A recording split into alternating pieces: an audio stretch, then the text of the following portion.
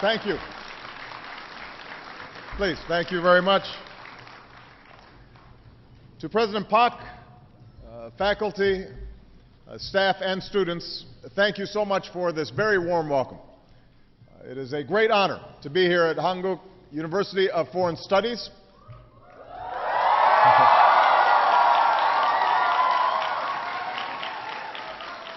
I want to thank Dr. Pak for a few moments ago making me an honorary alumni of the university.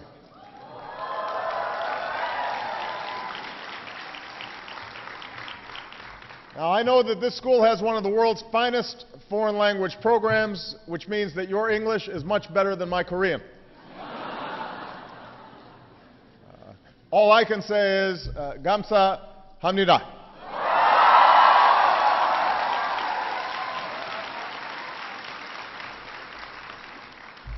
Now, this is my third visit to the Republic of Korea as president. I've now been to Seoul more times than any other capital, except for Washington, D.C., of course. And this reflects the extraordinary bonds between our two countries and our commitment to each other. I'm pleased that we're joined by so many leaders here today, Koreans and Americans, who help keep us free and strong and prosperous every day. And that includes our first Korean-American ambassador to the Republic of Korea, Ambassador Song Kim.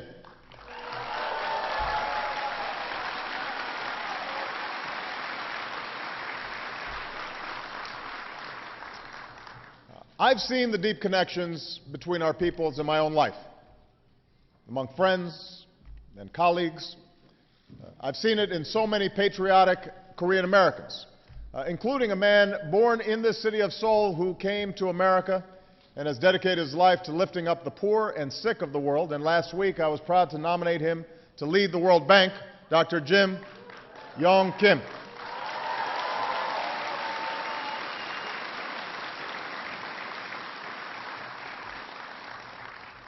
I've also seen the bonds in our men and women in uniform.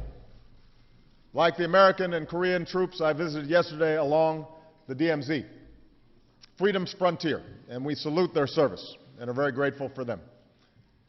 We honor all those who have given their lives in our defense, including the 46 brave souls who perished aboard the Chonan 2 years ago today. And in their memory, we reaffirm the enduring promise at the core of our alliance. We stand together, and the commitment of the United States to the defense and the security of the Republic of Korea will never waver.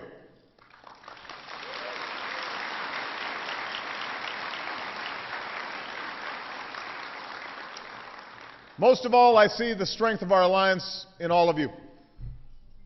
For decades, this school has produced leaders, public servants, diplomats, business people, who've helped propel the modern miracle that is Korea, transforming it from crushing poverty to one of the world's most dynamic economies, from authoritarianism to a thriving democracy, from a country focused inward to a leader for security and prosperity not only in this region but also around the world, a truly global Korea. So to all the students here today, this is the Korea your generation will inherit. And I believe there is no limits to what our two nations can achieve together. For like your parents and grandparents before you, you know that the future is what we make of it.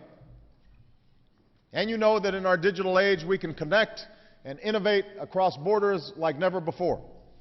With your smartphones and Twitter and Me Today and Kakao Talk.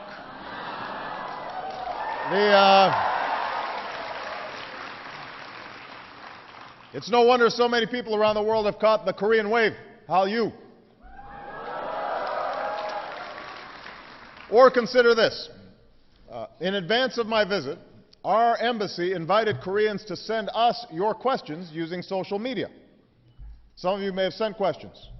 And they called it Ask President Obama. Now, one of you, maybe it was you, maybe it was somebody else, this is true, asked this question. Have you posted yourself a supportive opinion on a website under a disguised name, pretending you are one of the supporters of President Obama. I hadn't thought of this. But the truth is, I have not done this. Maybe my daughters have. But I haven't done that myself. So our shared future and the unprecedented opportunity to meet shared challenges together is what brings me to Seoul. Over the next 2 days, under President Lee's leadership, we'll move ahead with the urgent work of preventing nuclear terrorism by securing the world's nuclear materials. Now, this is an important part of the broader, comprehensive agenda that I want to talk with you about today. Our vision of a world without nuclear weapons. 3 years ago, I traveled to Prague, and I declared America's commitment to stopping the spread of nuclear weapons and to seeking a world without them. I said I knew that this goal would not be reached quickly, perhaps not in my lifetime, but I knew we had to begin with concrete steps. And in your generation, I see the spirit we need in this endeavor. An optimism that beats in the hearts of so many young people around the world. It's that refusal to accept the world as it is, the imagination to see the world as it ought to be, and the courage to turn that vision into reality. So today, with you, I want to take stock of our journey and chart our next steps. Here in Seoul, more than 50 nations will mark our progress toward the goal we set at the summit I hosted 2 years ago in Washington, securing the world's vulnerable nuclear materials in 4 years so that they never fall into the hands of terrorists. And since then, nations, including the United States, have boosted security at nuclear facilities. South Korea, Japan, Pakistan, and others are building new centers to improve nuclear security and training. Nations like Kazakhstan have moved nuclear materials to more secure locations. Mexico, and just yesterday, Ukraine, have joined the ranks of nations that have removed all the highly enriched uranium from their territory. All told, thousands of pounds of nuclear material have been removed from vulnerable sites around the world. This was deadly material that is now secure and can now never be used against a city like Seoul. We're also using every tool at our disposal to break up black markets in nuclear material. Countries like Georgia and Moldova have seized highly enriched uranium from smugglers. And countries like Jordan are building their own counter-smuggling teams. And we're tying them together in a global network of intelligence and law enforcement. Nearly 20 nations have now ratified the treaties and international partnerships that are at the center of our efforts. And I should add that with the death of Osama bin Laden and the major blows that we've struck against al-Qaeda, a terrorist organization that has actively sought nuclear weapons is now on the path to defeat. So in short, the international community has made it harder than ever for terrorists to acquire nuclear weapons, and that has made us all safer. We're building an international architecture that can ensure nuclear safety. But we're under no illusions. We know that nuclear material, enough for many weapons, is still being stored without adequate protection.